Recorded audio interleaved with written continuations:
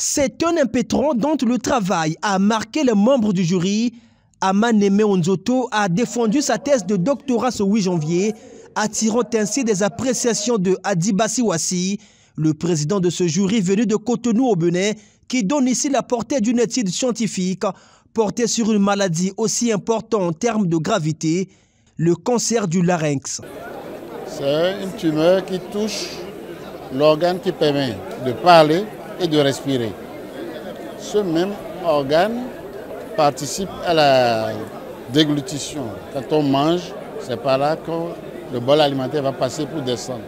Donc, s'il y a une atteinte cancéreuse à ce niveau, on aura du mal pour vocaliser, pour parler et communiquer. On aura du mal aussi pour respirer. C'est dire l'importance de cet organe.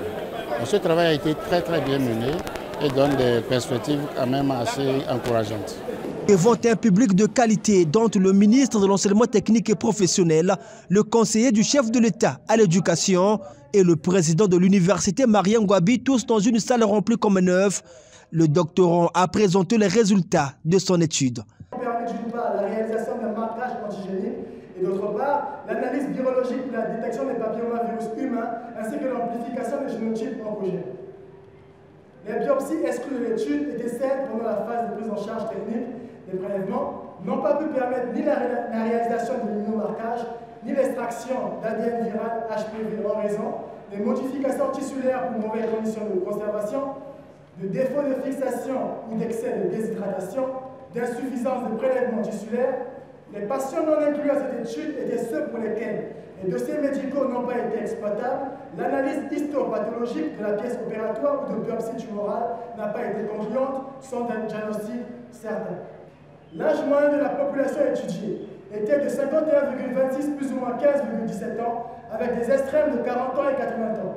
L'étude concernait 30 hommes, soit 83,3%, et 6 femmes, soit 16,7%. Le sexe ratio était de 5 en faveur des hommes. Tel rapporté par Emmaüs au Maroc et Migri en Tunisie. Migri souligne que la tranche d'âge la plus tournée était celle de 60 à 70 ans. Des recherches menées à Brazzaville et à Kinshasa en RDC sur les causes de ce type de cancer, sa prévalence au niveau des populations. Amaneme Onzoto est plus que convaincu des bonnes perspectives de cette étude sur l'expression des gènes PRB, P16 et P53 des carcinomes laryngés au Congo. Je suis un amoureux des sciences fondamentales et aussi de la pertinence de cette étude parce qu'elle nous permet de mettre en lumière une nouvelle perspective de la maladie que nous étudions, c'est-à-dire le cancer du larynx. Parce qu'aujourd'hui, non seulement ce cancer est pris à un stade tardif, mais grâce à notre étude, nous pouvons mettre en évidence qu'il y a des biomarqueurs qui permettent le diagnostic du cancer du larynx dû au virus qu'on appelle le papillomavirus.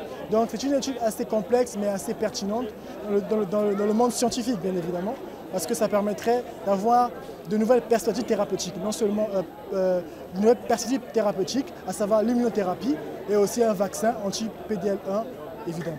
Le message découlant de cette étude, c'est aussi d'éviter tout facteur de risque du cancer. C'est le conseil du professeur Adibassi Wassi. Pour obtenir de meilleurs résultats dans la prise en charge, ça tient compte de 3 ou 4 facteurs. L'individu lui-même, puisqu'on a vu le rôle joué par l'alcool et le tabac. Il y a aussi les pratiques sexuelles. Et là, c'est d'abord l'individu qui doit se charger et éviter ces facteurs de risque-là. Il y a tout ce qui est dans l'environnement que nous respirons. Ça revient à la communauté, à la société. Et après, il y a des cancers qu'on n'arrive pas toujours à cerner l'origine. Ça là, c'est du domaine des recherches futures. Mais ce qu'on sait, il faut éviter ces facteurs de risque pour ne pas tomber malade. Et une fois qu'on sent les premiers signes, il faut aller très tôt voir un médecin et s'en inquiéter. Et là, le médecin fera ce qu'il faudra. Comme Amaneme Onzoto, ils sont plus de 80 étudiants qui soutiennent leur thèse de doctorat respectif en médecine.